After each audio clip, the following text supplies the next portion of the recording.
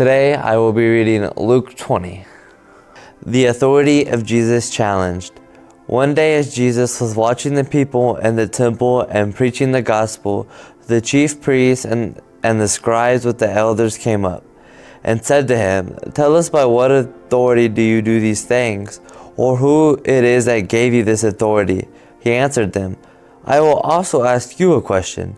Now tell me, was the baptism of John from heaven or from man?" And they discussed it with one another, saying, "If we say from heaven, he will say, 'Why did you not believe him?' But if we say from man, all the people will stone us to death, for they are convinced that John was a prophet." So they answered that they did not know where it came from. And Jesus said to them, "Neither will I tell you by what authority I do these things." The parable of the wicked tenant. And he began to tell the people this parable. A man planted a vineyard and let it out to tenants and went into the other country for a long while. When the time came, he sent a servant to the tenants so that they would give him some of the fruit of the vineyard. But the tenants beat him and sent him away empty-handed. And he sent another servant, but they also beat and treated him shamefully and sent him away empty-handed. And he sent yet a third. This one also they wounded and cast out. Then the owner of the vineyard said, "What shall I do? I will send my beloved son, perhaps they will respect him." But when the tenants saw him, they said to themselves, "This is the heir, let us kill him, so that the inheritance may be ours."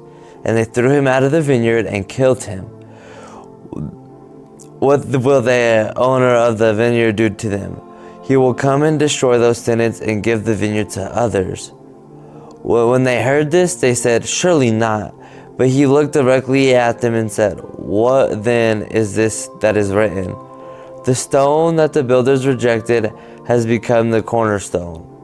Everyone who falls on that stone will be broken to pieces, and when it falls on anyone, it will crush them." Paying taxes to Caesar. The scribes and the chief priests sought to lay hands on him at that very hour, for they perceived that he had told this parable against them, but they feared the people. So they watched him and sent spies who pretended to be sincere, that they might catch him in something he said, so as to deliver him up to the authority and jurisdiction of the governor. So they asked him, "Teacher, we know that you speak and teach rightly and show no partiality, but truly teach the way of God. Is it lawful for us to give tribute to Caesar or not?" But he perceived their craftiness and said to them, "Show me a denarius. Whose likeness and inscription does it have?" They said, "Caesar's." He said to them, "Then render to Caesar the things that are Caesar's, and to God the things that are God's." And they were not able in the presence of the people to catch him in what he said, but marveling at his answer, that they became silent. Sadducees ask about the resurrection. There came to him some Sadducees, those who deny there is a resurrection, and they asked him a question, saying, "Teacher, Moses wrote for us that if a man's brother dies, having a wife but no children, the man must take the widow and raise up the offspring for his brother.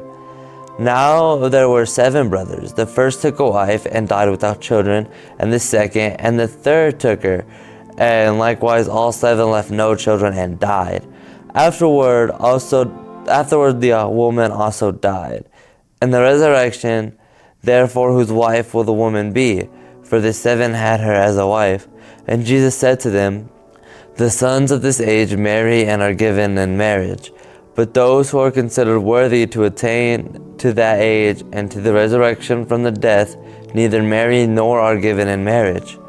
For they cannot die anymore, because they are equal to angels and are sons of God, being sons of the resurrection.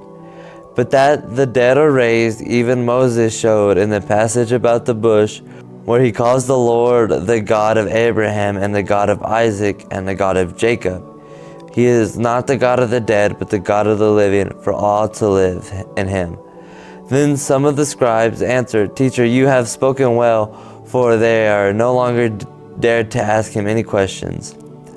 "Whose son is the Christ?" But he said to them, "How can they say that the Christ is David's son? For David himself says in the book of Psalms, 'The Lord said to my Lord, Sit at my right hand until I make your enemies your footstool.